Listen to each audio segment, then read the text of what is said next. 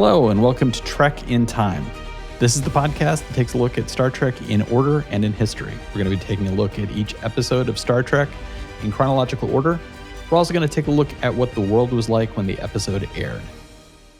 Who is this we that I keep talking about? It's me, Sean Farrell. I write books.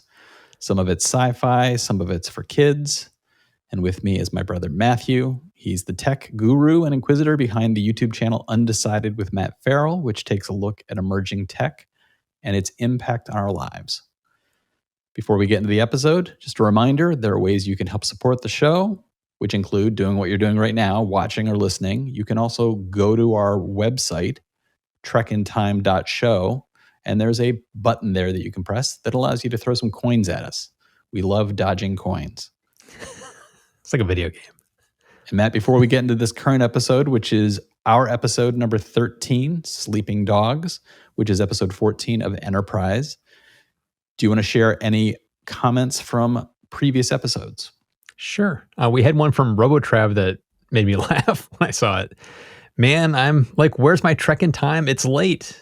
Then I realized I've been up since 3:30 this morning, and it's actually right on time. Hi, guys. Sounds like RoboTrav is inadvertently traveling through time in the wrong way. Yes. Get to bed, Robo. Get to bed. But thanks for listening. We appreciate it. So today we're going to be talking about episode 14. This episode is titled Sleeping Dogs. It was written by Fred Decker, and he's an American screenwriter and film director. He is responsible for the cult classic horror comedy Night of the Creeps. Do you remember that one, Matthew? I do remember that. He also did The Monster Squad, which was written with Shane Black, who is a very prolific screenwriter. And he is a contributor to House and Ricochet, and also directed and co-wrote RoboCop 3. Which we all try to forget. Yes. Still, not a good movie. An impressive career from Fred Decker. Yep. This episode was also directed by Les Landau, and he was a very prolific director within Star Trek. He worked on various franchises from 87 to 2002. So he covered everything from Next Generation, Deep Space Nine, Voyager, and Enterprise. This is the only episode of Enterprise that he directed. And I thought it was interesting that Lando got his start as an assistant director on the television series Dynasty. That's how early his career started. He also worked with William Shatner as assistant director on T.J. Hooker. So Hooker's a good cop. Don't forget that. He also directed episodes for TV series such as Beverly Hills 90210, Sequest DSV. Do you remember Sequest? I do remember Sequest. Yeah. It was a show that had a little bit of promise, but they just squandered that. Immediately just drowned it in the bathtub. He also worked on Lois and Clark, The New Adventures of Superman, Mantis, another show that had promise. It had promise. If only Fox would give a little bit more time to these shows as they just start to develop their voice. Mantis was one of those shows. I think that if it had been allowed a little bit more time, Mantis might be something that we still see today. I think it was a pretty cool concept. He also worked on Sliders, Jag, and Dark Angel. I like Dark Angel. That was a fun show. So a little bit of background on this episode. It's referred to as Sleeping Dogs, and they were being Shakespearean in naming it that. It's a reference to Shakespeare's Henry IV, Part 2, Let Sleeping Dogs Lie. I think that's about the end of any relationship to Shakespeare that this episode has. Only the title. So this episode aired on January 30th, 2002. It had 6.5 million viewers, so up a little bit from the previous week. And the world that this landed in, well, let me remind you, it's a Nickelback How You world. Remind Me by Nickelback, heaven help us, still the number one song. Strong. It's out there. We just can't get enough of that power ballad. And the movie that was topping the box office was still Black Hawk Down. It pulled in another 17 million. And television viewers this week we're tuning in to watch a little watched program called the Super Bowl. It was Super Bowl 36, if I read my Roman numerals correctly, which aired on Fox and pulled in a paltry 86 million viewers in the US. And of course, that's just the US. I know that it's a struggle for everybody out there to make ends meet. And when Fox is trying to get those ad dollars, gosh, won't people please tune in and support the NFL? And headlines this day of January 30th, 2002, were all about Bush's State of the Union. This, of course, was the first State of the Union address after 9/11. And so guess what? Bush's focus was entirely on terrorism, saying that a secure U.S. is the top priority. This is also the State of the Union address that famously created the axis of evil of Iraq, Iran, and North Korea. Also in the headlines, a continuing look into Enron, which it turned out was still shredding documents even as the investigations by Congress were beginning. We, of course, are you shocked by this, though? We brought up Enron in the headlines a few episodes ago, talking about how it went from stock market darling to basically deflating almost overnight because of mass corruption and mismanagement. And I do remember when this story broke, that the investigations were beginning, and it turned out that they had a third-party shredding company still taking documents and shredding them as the investigation and the requests for those documents was starting up. So this episode, Sleeping Dogs. Matt, you want to give us a quick synopsis? Sure. Sub-Commander T'Pol, Lieutenant Reed, and Ensign Sato are stranded on a Klingon vessel sinking into a gas giant. Captain Archer tries to convince a captured Klingon to help before the away team is crushed by the intense pressure of the planet's atmosphere. So this story takes place in the fall of 2151. Again, as you might remember from last week, the next episode with a hard date is a few episodes away, and that will be a date in November of 2151. So this episode probably takes place somewhere in October, which makes me think they should have made it a Halloween episode. No, they shouldn't have done that. So the Enterprise has dropped out of warp near a gas giant, and almost immediately the crew detects an unexpected power signature and biosigns in the lower atmosphere. And T'Pol, Reed, and Sato are tasked with investigating the ship. And right off the bat, they show a profile of the ship, and T'Pol is asked, "Do you recognize this?" And she's like, "No, I've never seen that before." And it's the most recognizable Klingon ship you've ever seen. It is a class of vessel, which later on they refer to it by class name from the Vulcan database. Yes. So either T'Pol is kind of a lazy Vulcan, or, and I think this might actually be closer to the truth, I believe that this episode, as originally written, wasn't going to be the Klingons. It wasn't. And that's the rub. I think that they changed some lines and they didn't change others. And right off the bat, I'm going to throw this out to you, Matt. I'd like to hear your thoughts on it. Would you have appreciated this being another species? 100%. And what's funny is, like, I was looking into the background in this, and I think it was Brandon Braga said he kind of regretted that this was the Klingons because they did the Klingons one too many times in the first season. Yeah. I agree. You didn't need to do that. There was no reason to go Klingons on this. Yeah. I'm going to go back to something we talked about in previous episodes. They introduced the idea that the Nausicaans could be a recurring alien species that they could be showing. And wouldn't it have been interesting here, again, like we've said previously, to use the Nausicaans and explore the Nausicaan philosophy a little bit. Mm-hmm. One of the things that comes out, spoilers at the end of the episode, it revolves around Archer figuring out how to think like a Klingon, how to communicate to a Klingon in a way that a Klingon is going to understand and respond to. Could have told the same story with a different species. Yep. It almost felt to me like this episode, they were taking a shortcut to viewer understanding. And I don't feel like it was from a place of laziness. I almost feel like it was more of a place of fear of not knowing how to tell a story without these shortcuts. I agree with you. I think the shortcut was the Klingons, because everybody knows the Klingons. But if you're a Star Trek fan, you also know the Nausicaans. You also know the Orions, which it could have been. Both very aggressive species, just like the Klingons. So you could have used your shortcut with two completely different species, and then it might be a little more believable that she wouldn't recognize one of the most iconic Klingon ships you've ever seen in your life. Yeah. So T'Pol, Reed, and Sato are sent down in a shuttle to investigate. I want to jump backward a little bit. There was, I think, a very nice scene between Reed and Sato.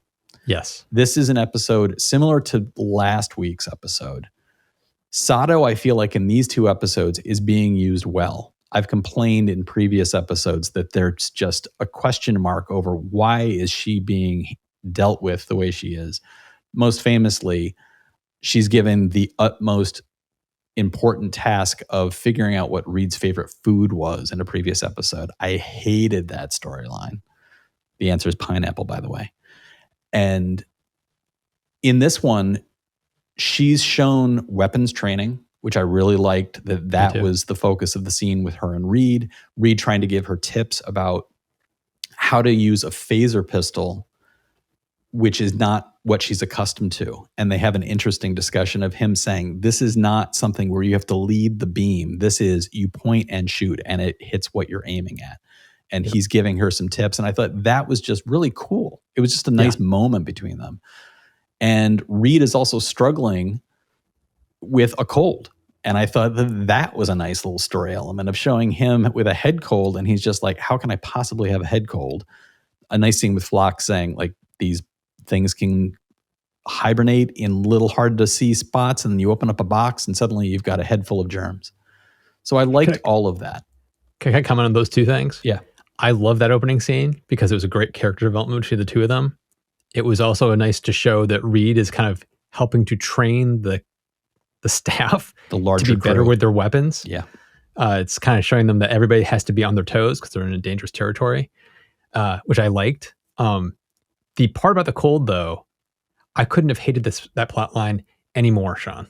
It had no impact on the story in the slightest, and it didn't affect the plot, and it didn't affect any of the other storylines. It didn't tie in at all. It was like by the end of the episode, I was like, why the hell did he have a cold? Why? It's like Chekhov's gun. If you're going to tell me and spend 5 minutes talking about this man's cold, it better have some impact on the story or the plot, please. And it didn't. And it's like Chekhov's gun. If somebody has a cold, it better go off. It's Chekhov's cold. It didn't go off, and I was very disappointed by that. I agree. The one point where I thought the cold was going to have an impact was he starts to get dizzy. Yes. And he burns himself. I thought he was going to become injured to the point where he would be somewhat incapacitated. I was thinking it was going to be his head cold was going to protect him from what was ever on the ship that was making people sick. Right. You know, it's like you could see it going down that path. I'm getting ahead in the plot, but the Klingons on board the ship are sick. And I thought when they opened their visors, when they go on board the ship, I was like, oh, I wonder if his cold's going to protect him from whatever's on board. What's going on. Yeah, I think that the cold served only one purpose, which was to allow for two jokes. It was comic relief. Yeah. And the first joke was when they get to the Klingon ship and they open up their visors and Sato and T'Pol are both like, that odor. And he's like, what odor? I don't smell a thing. And then at the end, again, there's a callback to that joke where, do you smell that? Nothing. And insert sad trombones as needed, I think. So they arrive on the Klingon vessel, which is called the Samra, and they discover that there are Klingons who are basically all dying on the ship. And it's because of a carbon dioxide-based neurotoxin in their system. They discover one surviving Klingon crew member who comes out of what looks like a fridge of some sort. Yes. And this Bukha is running around on the ship and manages to steal their shuttle pod. I thought that this little space chase, was actually kind of cool, where she manages to get away in their shuttle pod, and then the Enterprise has to chase the shuttle pod down and capture it. And then they have to pull it aboard and, with a security team, capture a Klingon out of the shuttle pod. And it's this sort of like butt kicking that she gives a couple of security officers before she's managed to be stunned. Did you like that sequence, that turn of events? I did. The only part I didn't like was Reed is the head of security. And in almost every episode where he's security man, he gets taken down within like a blink of an eye. Right. And it's like, if he's the head of security, he'd be able to hold himself against a foe. At least that's what I would expect. And we've never seen him do that. He always gets taken out way too quick. And for this, she jumps out of the ceiling at him and knocks him down and runs down a hallway and steals the shuttle. Yeah. And it was like, oh, come on. You couldn't have had him like hold his own for a couple of seconds, like have like a little repartee, like fighting back and forth. And then she manages to best him because she's just so much stronger than he is or something like that. But it was just such a wimpy fight, and he just went down so quick. Yeah. It was just, come on. It felt very much like it was done that way for time. Like, yes, they would just need to get her off that ship. They just need to strand the crew members on this Klingon vessel. And I agree with you. It just didn't strike me as the best handling of the character of Reed. And again, you've given him a cold. You've made that claim that he's trying to push through it, to macho up through it, and to not be taken down by a cold. So he was given an injection by Phlox. If it had been set up that, okay, I'm giving you this injection, it's going to mask the symptoms, but you might experience some lightheadedness, some dizziness, you might like give some foreshadowing to what it could do, and then make that the element that takes him out of that fight. If he gets into the fight and she's able to clock him, and he's suffering through a low-grade concussion for the rest of the episode, as well as the side effect of the medicine he's been given. You could also make that a turning point for him of being like, I should have never come on this mission. I jeopardized your safety. Yes. I can't live with myself. That will never happen again. Yes. It's like you could have it be a learning lesson. Yeah, and they have a couple of moments that would have been a very nice parallel with what Sato's going through, because Sato is having conversations with T'Pol and making the case that I know that I've in the past been hesitant to do these things. I'm ready. I want to do these things. I'm trying hard to become an active participating member of the crew, doing my job well and helping the crew. Yep. I think that if he was having the exact opposite experience of, I suddenly realize I'm a detriment. And like you said, if he had said, like, I've put myself into a position because I wasn't ready to fight her off, I'm now hurting you, and you're distracted by needing to take care of me while also trying to save the ship. Yep. So it could have been a very nice parallel between the two of them having the exact opposite experience of her trying to grow into that role and him realizing that he's not as strong as he'd hoped he was at the beginning.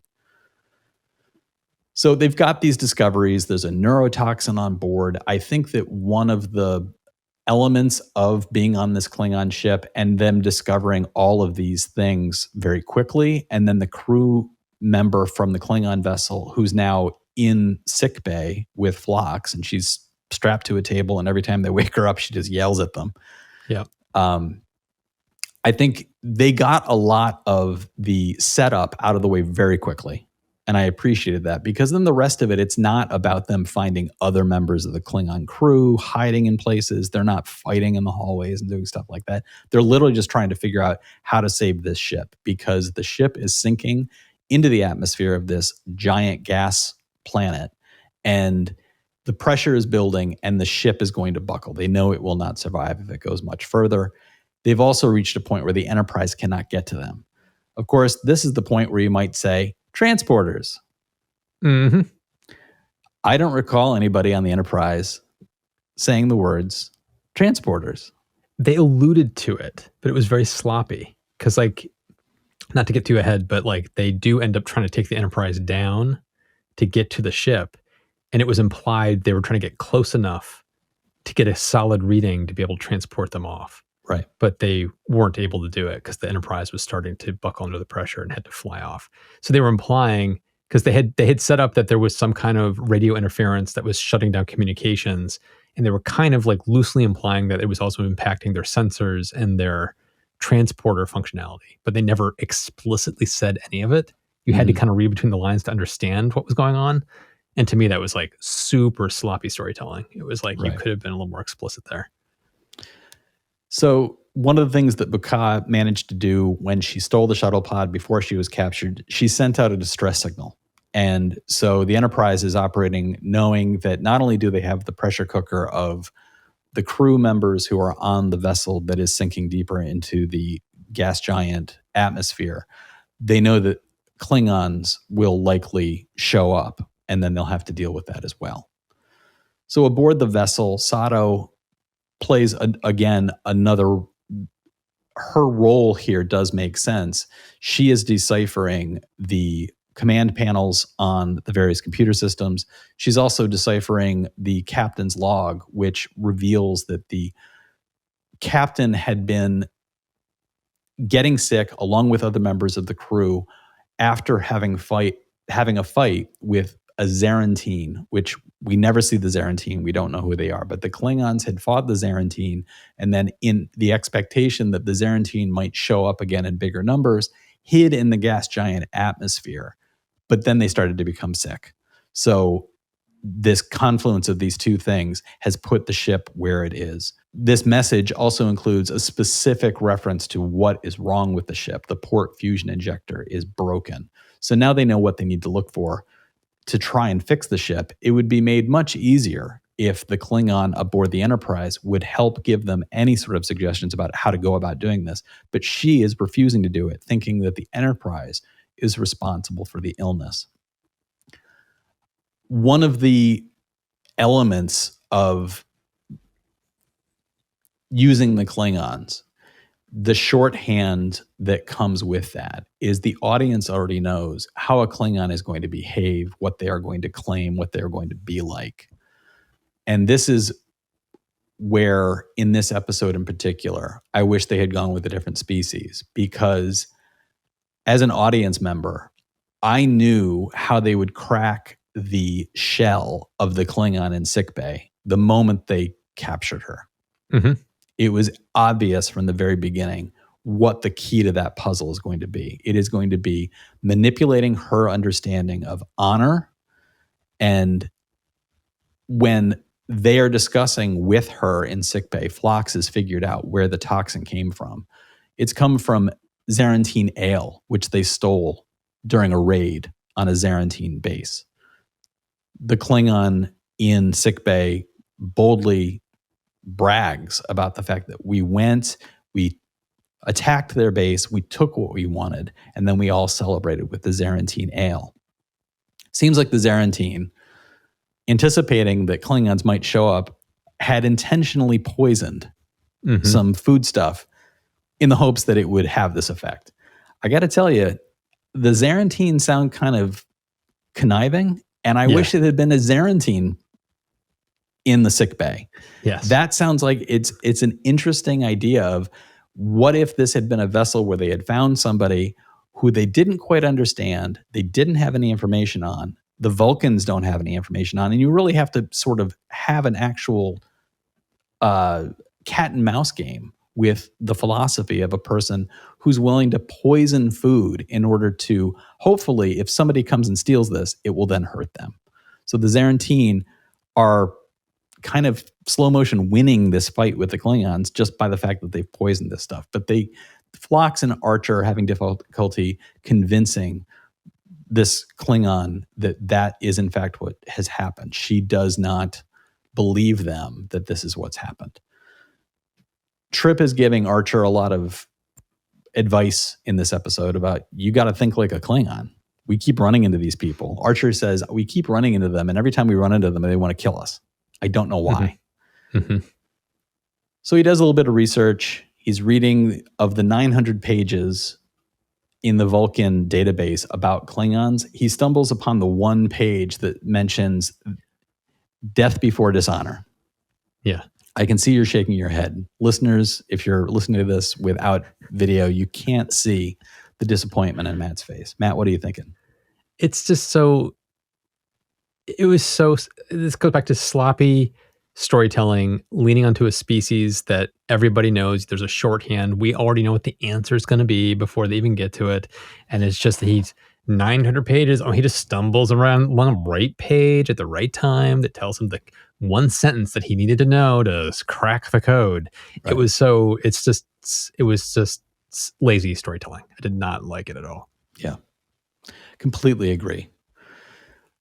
To cut to the chase, Archer then goes back to the sick bay and basically says to Baka, all right, you're willing to die, but what kind of honor is there in a death where you are letting your crew die from poison and a ship getting crushed in the atmosphere of this planet? There's no honor in any of those deaths. And you will live because we've given you the cure. So you will go back to your people and you will have to carry that dishonor with you. As far as interactions with Klingons go, that's not a bad, honor argument to make. It's, Picard in dealing with the Klingons and in the Deep Space Nine storylines around the Klingons.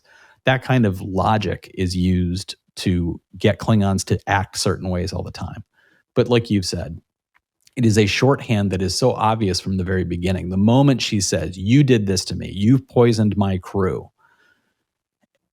her argument about that makes zero sense. Nothing. Doesn't make any sense. If you stop and you look at the logic of what she is saying, I've woken up, I snuck out of some sort of refrigerator unit. I found humans on my ship that were not there when all of the crew was starting to get sick. The humans were not there when the captain took us into the atmosphere of the planet. The humans were not there when a part of our ship broke and we couldn't leave the atmosphere and we started sinking deeper into the atmosphere. The humans were not there at any of those points, but now the humans are. And they're depicting a person who is so stupid as to immediately say, well, since you're here, you must have done all of those things. Yeah. It does not make any sense. Klingons are smarter than this. So her entire argument is nonsensical from the beginning. So the fact that their solution is to figure out how to use Klingon thinking to get the Klingon to respond properly to what's going on is not only so glaringly obvious from the very beginning, but it's set up with bad premises in the storytelling. Again, like you said, it's sloppy storytelling. It just doesn't make any sense. Anyway, I think we've beaten that Klingon horse long enough. Archer convinces her by pointing out the dishonor that she would carry with her if she allows everything to move forward without helping them. So now she is willing to help. And they are going to take a reinforced shuttlecraft and try to get to the ship. Meanwhile, on the Klingon vessel, they are scrambling, trying to use when they first arrived on the ship and Sato is decoding Klingon computer panels and points out, oh, this must be weapons because there's reference to disruptors and photon torpedoes. And Reed gets all excited. Reed gets very excited. Photon torpedoes. What are those? And it's one of those moments that I like it when they wrestle with philosophy and Starfleet thinking of the future. That's when this feels most Star Trek to me. It does not feel like Star Trek to me just because they reference photon torpedoes. I don't get excited about, oh, goody, photon torpedoes. I get excited when the characters are like, why don't we have something like a prime directive? Yeah. So here's Reed getting super excited at the beginning of the episode. Ooh, what's a photon torpedo? Now they are trying to use those torpedoes. I have no problem with the way they're trying to use them. I had a problem with the way they were introduced. Mhm. So they're using these torpedoes. They are firing them below the ship, and they are using the shockwave to try and lift the ship. And this was a very anticlimactic, almost callback. This episode feels almost like it's pirated from other Star Trek stories. Mhm. This has an element to it that is a little bit like the Galileo 7 episode, where you have Spock and Scotty and a couple of other crewmen in a shuttlecraft, and they are trapped on a planet, and the Enterprise is being called away and cannot find them. And they are being attacked by very primitive people on this planet. They manage to take off in their damaged shuttlecraft and are flying in a final orbit around the planet. And Spock, in a moment of logically deciding it's time to be desperate, ejects the remaining fuel and ignites it behind the shuttlecraft, which effectively, as Scotty says in that moment, is like sending up a flare. Right. The Enterprise is leaving the system, but in looking with the sensors back toward the planet, sees the shuttlecraft trail, turns around immediately, and is able to get back in time to rescue the crew before their shuttlecraft crashes back on the planet. This episode of Enterprise feels like they copy pasted that desperate attempt to, well, how do we do this? These photon torpedoes aren't doing the trick. When we fire one or two of them, it's just not enough. And Sato says, shoot them all at once. And everybody with her looks at each other. T'Pol looks at Reed, and Reed looks at T'Pol, and they both look at Sato, and nobody can believe what's being suggested. Well, of course you fire all six. That's your only means of lifting the ship. Well, in that moment, I think you're downplaying a little bit of, they have basically said, we don't think the ship can take the structural pressure of that much explosion. And for the scaredy cat of the crew to go launch all six, that's why they were like looking at Sato, because it's like they couldn't believe that Sato was making the suggestion of taking such a huge risk when she's usually the one that's being very conservative and scared. Yeah, so I get all of that, but I felt like it was, but I still feel like the moment itself is just like, of course that's where you were headed. This episode felt like it was full of moments. Of course, this is where you were headed. Yeah, of course it's where they were headed, but I'm giving them a little, even though there's so much sloppy storytelling here, there is some nice Sato stuff in the entire episode. And I thought for her plot line, where that ended up in that scene, I thought it was pretty good, because it was like her taking command almost and making the gutsy call when she normally would not have done that. And it was like a nice turning point, being bold. So it was a nice growth element for her. So I thought it paid off on her storyline pretty well. Mm-hmm. On the whole, though, I'm with you of like, it was like, okay. See what you're doing here. Yep. So they end up shooting the remaining torpedoes all at once. They do manage to get a little bit of lift to the ship, which will temporarily stall the inevitable. But most importantly, the shockwave of the explosion gives Archer a bead on where the ship is. Archer is currently flying in with B'Ka, and when he registers where the explosion has taken place, he's able to fly toward it, finds the vessel, and they are able to get aboard, and with the help of B'Ka, restabilize the ship's engines and begin the process of getting them out of the atmosphere of this planet. There's a very yada, yada, yada moment where it's like they must at some point give the Klingon crew the antidote to the poison, because they never really show it or really discuss it much, but it's suddenly, okay, the Klingons are back in control of their own ship. Yep. Archer and the away team are back aboard the Enterprise. Everybody's going to go their separate ways. The Enterprise dealt very briefly with there's a couple of Klingon ships about 15 minutes away. We never see them show up. We never see them become a real threat. But the threat that they do deal with at the very end of the episode is that now that the captain of the Klingon ship is back in command and his ship is now working again, he immediately tells Archer, okay, surrender your vessel.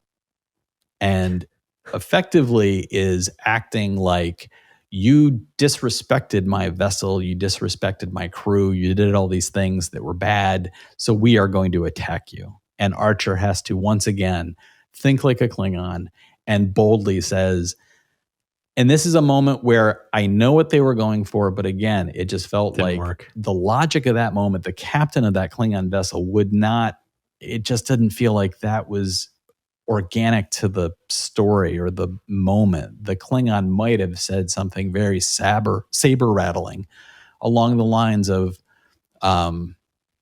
if you think I owe you a debt of thanks, you're not going to get thanks from me. If I ever see you in this sector again, don't expect me to be nice. Like, it could have been any sort of thing to say, like basically a Klingon, get out of here. Otherwise we're going to kick your ass. But not this actual direct threat of, I am demanding you surrender your vessel. They set that up because what they want is to have Archer again demonstrate he's beginning to be able to think like a Klingon. I get what they were going for. I do sort of like his attitude in this scene where he very strongly just says, go ahead, take one shot. I will blow your ship back to where I found it. And does it in a way without blinking, without any hesitation of like, it's basically like, look, I'm sick of your shit. Every time I run into you guys, you act like assholes, and I'm sick of it. So go ahead, please just take a shot. You could have had that same interaction, like what you were just suggesting, of him saying, if you expect a thanks, you're not going to get it. If I see you again, we're probably going to go at it. And have Archer basically go, next time, maybe don't get yourself stuck in a gas giant, and then cut off the communications. Like, he could have done something that would just have like been like a F you right back to them. Yeah. Which could have had the same impact. Or even a very, an even more aggressive, like, what makes you think I'm fearful of a captain who gets his own crew poisoned and then strands them in the gas giant atmosphere? And you think you're scary? And communication and fly away. Yeah. That would have had the same moment without it being quite so corny. Yeah, I think corny is the right word. So the very final scene of the episode, once again, thank goodness we're back in the decon room. Everybody lube up. Everybody's sitting around in their underwear. Everybody get their sweat on in the sauna, because we got to make sure you got no microbes on you from that Klingon vessel. And they are sitting in the decon chamber, and it suddenly becomes they're super relaxed. Like, I got what they were going for, but I didn't know why they were trying to get there. Showing the crew, the away team, like it was a very stressful situation. They were probably sore, and it was a great, calming, relaxing, odor-free for that odor joke. I kind of got what they were going for. The thing in this scene, Sean, that drove me batty was Reed's when cold is gone. Well, okay, that's the second thing. The main thing was Flock says, your decon's done. You guys are good. Yeah. And they basically, both Sato and Reed kind of look at T'Pol and be like, we want more time in here. Yeah. And T'Pol lies. Yeah. She lies. What do Vulcans not do? Yeah. It was like, there was that wonderful moment on the that one episode with the little kids playing hide and go seek. And the kid says, have you seen Lucy? And whatever her name was. Yeah. And she says, T'Pol, I don't know which one is Lucy. Correct. And it's like she's bending the truth by, leaving something out of omission. She's not lying. Yeah. And she's helping the little girl. This was she just out and out lied. Like, we need more time, kind of a thing. Like, I think we need another pass. We're worried about, we could still be contaminated with something. It was. She says, I have a headache. Yeah. It was like, come on. She would never do that. It's like, get clever. Like, what could she do that would bend the truth just enough? Yeah. She could have said something about Reed's cold, or, could we just have a little more time because we're concerned about Reed's cold that we might have. Which would have actually then tied the cold into having a plot point. Bingo. So that to me was just the ending. Just to get to the what didn't work for me on this entire episode was the storytelling was really sloppy, and it was all nostalgia based. Yeah. Where the last episode we just talked about, the Dr. Phlox Dear Doctor storyline, which we thought the writing was spectacular on.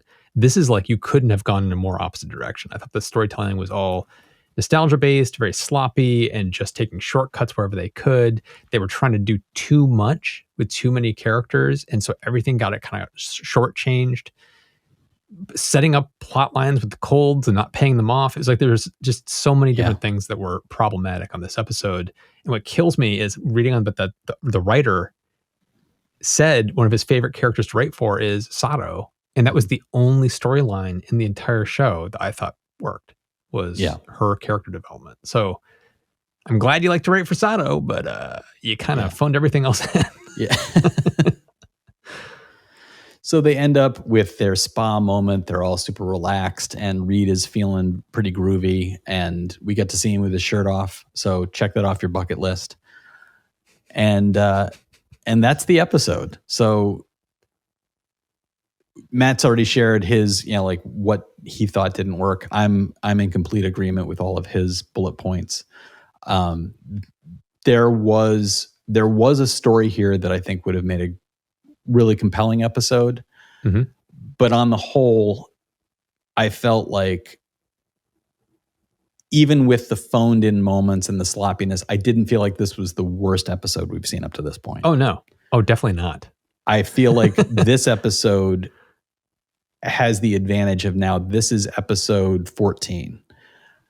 These episodes are now feeling like they kind of know what they're doing, as opposed to episodes like 2, 3, 4. At this point, I'm feeling like, okay, this isn't the best episode, but it's not the worst, and I enjoyed watching it. So yeah, I didn't hate it. I felt pretty good at the end. It was kind of like a popcorn entertainment. Yeah, like there's no meat on the bones, but I kind of enjoyed it while I was watching it. Right. So Matt, I know you wanted to take a closer look at something that was story related. You want to get into that? Yeah, part of the reason I picked this was partly because of the what didn't work in this episode. I want to type the writer, when he said he came up with a plot line for this episode, the Kursk submarine disaster had happened in the year 2000, like just the year before the show was made. And it was a Russian submarine that basically sank. And I remember when this happened, it was all over the news. Yeah. This Russian submarine sank in a naval exercise. So they were doing a naval exercise, it sank, and there was errors with like its emergency beacon not going off properly. So they didn't know it was missing and sunk at the bottom of the sea until it was like a number of days had gone by. And then the Russians were not asking for help and didn't have the proper equipment to go get the submarine and try to rescue the survivors. You had other countries trying to come to the rescue and offering support to try to come in it. And the Russians were like, no, we're good. Yeah. And I remember the Russians' first response was, what submarine? Yeah, exactly. Yeah. So they did all this awful stuff and just like delaying and delaying and delaying. And guess what? Everybody on the Kursk submarine died. So 118 personnel died aboard this disaster that probably could have been avoided. And I don't want to get into too much about politics and Putin, but like he had press conferences where he was just downplaying all of this, and he was like basically on vacation and didn't stop his vacation. It's no big deal. And it's like you have 118 servicemen that could be dying and you could be rescuing, and you're trying to show strength. And in showing strength of the Russian military, and we've nothing to see here, it's like you let almost 120 people die. So that was one of the inspirations of the episode. And the reason I wanted to kind of talk about that was, if that's your inspiration of having basically submariners stuck on a sinking vessel that's getting crushed, there's another movie that came to mind called Das Boot, which is an incredible German movie that came out in the early 1980s from Wolfgang Petersen. He directed it. If you want to watch a taut, edge of your seat, oh my God, movie, it's about a U-boat in World War II that basically is playing a cat and mouse game, ends up getting kind of semi-sunk, and it's stuck on the bottom of the ocean. Just the cat and mouse of like waiting for the enemy to get by, and the entire movie is from the perspective of the submarine. So you never see the enemy ships.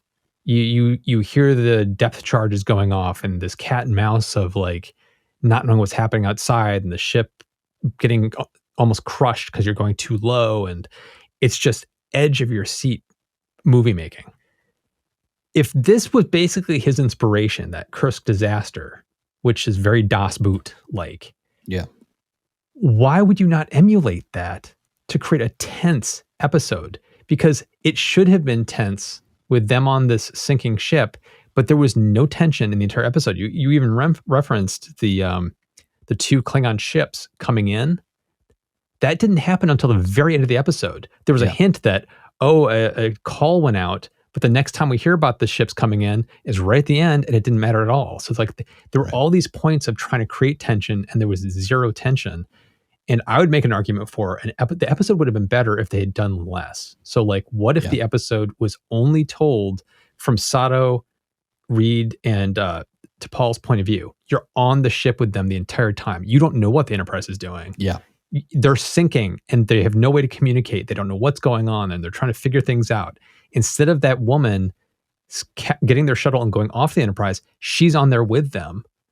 They have a fight. They tie her up. They're trying to convince her to help them or they're all going to die. And they start doing the thing where they're exploding the torpedoes to slow their descent to give the Enterprise more time to get them. They let off their last basically depth charge. And it's like, it's now or never. This is either going to work or it's not. And it's like, are they going to get to us? And then you hear the ka-chunk of the shuttle docking because they were able to keep themselves afloat long enough. It's like you could have created such incredible tension in an episode and had amazing character development with like Sato kind of taking charge and really becoming a character of action instead of being of fear. Yeah. Insane. Or do the opposite where your crew goes down and then you lose communication. It's sinking and it's crushing. And it's all from the Enterprise's perspective of the sensors of like another compartment just crushed on there. It's like, we got to get down there. It's like, what are they doing? Oh, they're setting off explosions. They're keeping themselves up. It's like you could have had it from just their perspective. Right. The lack of knowledge would have created so much tension. I agree with your first. I like both those ideas. I really like the first one more. I think that you end up with, if they had the experience of finding the live Klingon who attacks them. In that attack, she might have managed to keep herself hidden long enough to be able to sabotage their equipment, maybe destroying the universal translator. Then you put Sato in the position of being the only person there who can communicate with this Klingon, trying to convince this Klingon, we're here to help. We're not here to hurt you. You could have had elements of getting trapped in the ship with that Klingon. So Sato and that Klingon might have been in a place together where they were trapped, and all of the stuff with Reed and T'Pol is happening separately as they're trying to keep the ship afloat effectively. And there could have also been an element of partway through, they might have been saying things like, where is the Enterprise? What is happening? And then there could have been some kind of signal where they managed to get sensors working in a small way, and they detect that above them are 2 or 3 Klingon birds of prey. So now they're like, okay, the Klingons are here. Did they possibly chase off the Enterprise? Did they destroy the Enterprise? What is happening? What has happened to our ship? Yep. And you put all of that tension then, like you said, into the tin can that is getting crushed slowly as it falls into the atmosphere. I think that would immediately have about 100 times the tension. Yeah. And then you could also have the other element of, okay, we've just described everything of what if it was kept with the Klingons? What if it was a completely different species? Yep. Where we don't know the thinking. We don't know, how are you going to crack the thinking of this person who's on the vessel saying, you did this to us. You are attacking us. You're hurting us. How does Sato crack that? We know with the Klingons, it's going to be honor. Yep. But here it would be then one more element to add to the tension. If you are dealing with a species they don't know very well. So that's a lot of wishful thinking on our part. We just script doctored the hell out of that episode. Yes, we did. We'll find out if we're going to have to do that again next time when we watch The Shadows of Pajem. Matt, any predictions about what The Shadows of Pajem is about? I bet they're on Pajem and there's some shadows getting cast. Mm. That sounds compelling already. Mm. Closing question to the listeners and viewers. What would you have done with Reed's Cold? How would you How would you have saved that as a plot element for this episode to really make it a critical piece? Let us know in the comments, or you can find the contact information in the podcast description. Quick reminder, you can directly support the podcast by visiting trekintime.show. There's a button there that will lead you to the cookie jar that you can throw some coins in. And Matt, is there anything you wanted to share with our listeners before we sign off? What do you got going on? Check out, I have another channel called Vice Versa that I do with Ricky Roy. We broadcast live on YouTube every Thursday afternoon. Jump in, check us out. As for me, as usual, my website, seanfarrell.com, has information about my books, and you can look for my books at any bookstore, pick your favorite one, and ask for them by name or by my name. Please let us know if you have any comments, corrections. Please reach out if you realize that we said to Paul when we meant Sato, or we said Sato when we meant Reed, or we said Reed when we meant to Paul. Let us know. We get confused. There's a lot of names, so many characters. This is hard. Yeah, this is hard stuff. You can find the contact information in the podcast notes. You can leave a comment directly below the YouTube video. Please remember, the easiest ways for you to help us are to subscribe, to like the episode, and share it widely with friends and strangers. Remember, a stranger is just a friend you haven't met yet. And do come back next time. Thanks so much for listening, everybody. We'll talk to you later.